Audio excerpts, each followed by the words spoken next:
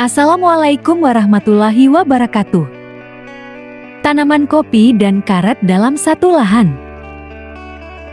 Kedua komoditas ini memiliki peran penting dalam perekonomian nasional dan merupakan sumber pendapatan bagi banyak petani.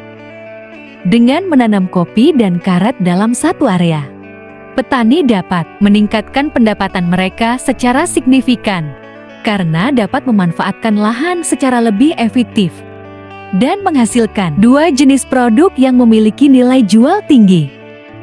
Pola tanam tumpang sari ini dapat membantu petani untuk meningkatkan kesejahteraan ekonomi mereka, sehingga dapat memperbaiki kualitas hidup dan meningkatkan penghasilan petani, yang pada akhirnya dapat berdampak positif pada perekonomian lokal dan nasional. Sekarang di tahun 2025, harga getah karet untuk getah mingguan di petani harganya 12.000 per kilogram. Sedangkan harga biji kopi 75.000 per kilogram. Maka petani akan mendapatkan penghasilan mingguan dari karet dan mendapatkan penghasilan tahunan dari kopi. Dengan tanam kopi dan karet, pola tanam ini memungkinkan petani untuk mengoptimalkan penggunaan lahan dan meningkatkan pendapatan. Dengan tanaman kopi dan karet dalam satu area, petani dapat memanfaatkan sinar matahari, air, dan nutrisi tanah secara lebih efektif, sehingga dapat meningkatkan hasil panen dan kualitas produk.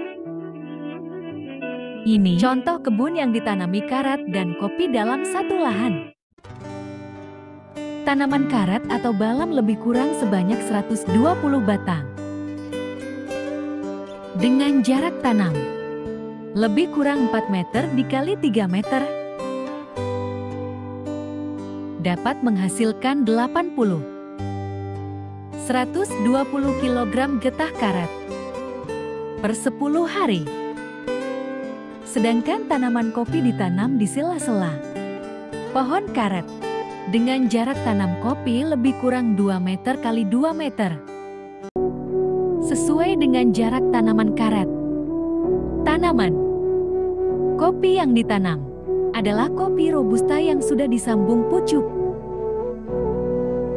Awal mulanya, lahan kosong ditanami kopi terlebih dahulu.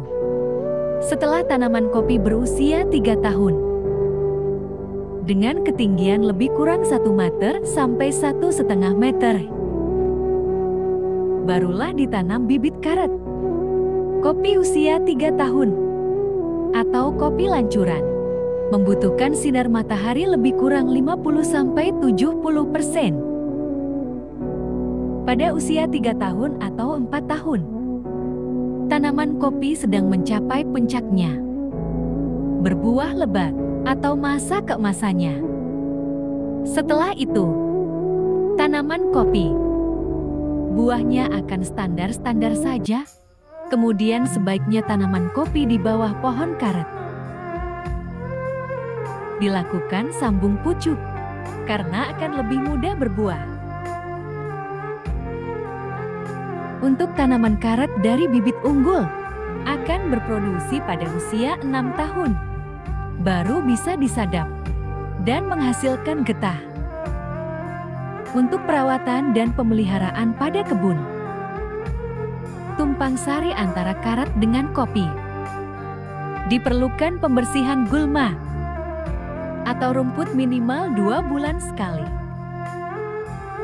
Dan untuk pemupukan yang digunakan bisa pupuk NPK, urea, dan SP36. Diberikan minimal 2 kali setahun. Ditambah dengan pupuk organik. Pupuk ini dapat membantu meningkatkan kesuburan tanah dan keseimbangan ekosistem. Kebun ini berlokasi di Kota Pagar Alam, Sumatera Selatan. Semoga dapat menjadi contoh dan inspirasi.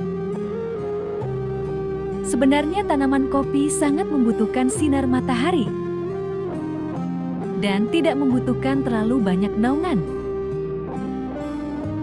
Lebih kurang pohon karet ini bisa menjadi naungan.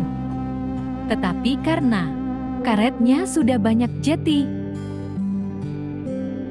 Buah kopi tidak akan maksimal seperti kebun-kebun kopi yang lainnya.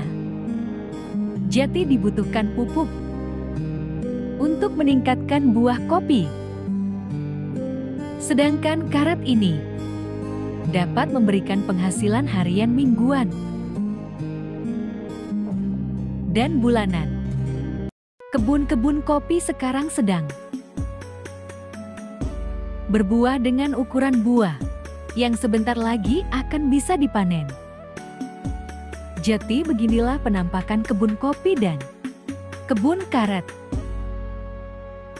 Untuk tanaman kopi, ini lebih kurang sudah berusia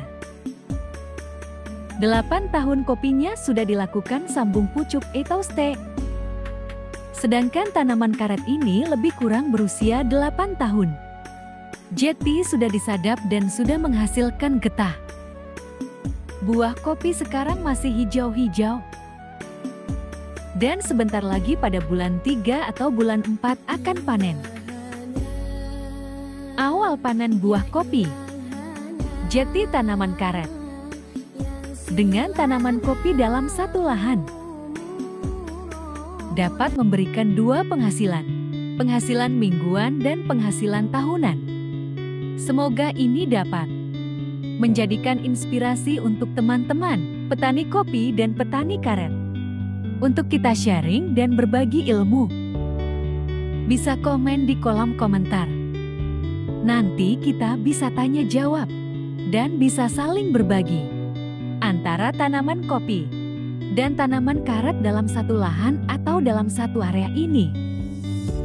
Kita sama-sama berusaha meningkatkan penghasilan petani dengan berbagi cara bertanam kopi dan karet dalam satu lahan. Sebaiknya pohon kopi dilakukan sambung pucuk. Jangan dibiarkan kopi lancuran saja karena untuk kopi sambung pucuk atau setak, dia akan lebih mudah berbuah dan cepat berbuah karena sudah disambung pucuk. Jika dia kopi tinggi, kopi lancuran, maka produksi buahnya tidak akan begitu baik. Tidak akan stabil. Nanti saya insya Allah akan membuat video kembali untuk kebun karet dan kebun kopi. Tapi kopinya lancuran atau kopi tinggi, tapi buahnya tidak maksimal. Dan jika kopi disambung pucuk, maka buahnya agak lumayan seperti dalam video saya ini. Jadi inilah penampakan buah kopi yang berada di bawah pohon karet. Mungkin kita bisa saling berbagi dan bertanya jawab. Silakan teman-teman tulis komentar di kolom komentar. Sekarang bulan Maret, buah kopi masih hijau-hijau, tapi sudah keras. Sedangkan karet terus berproduksi setiap hari dilakukan penyadapan.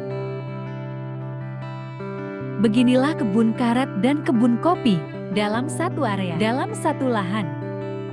Bisa tumbuh subur.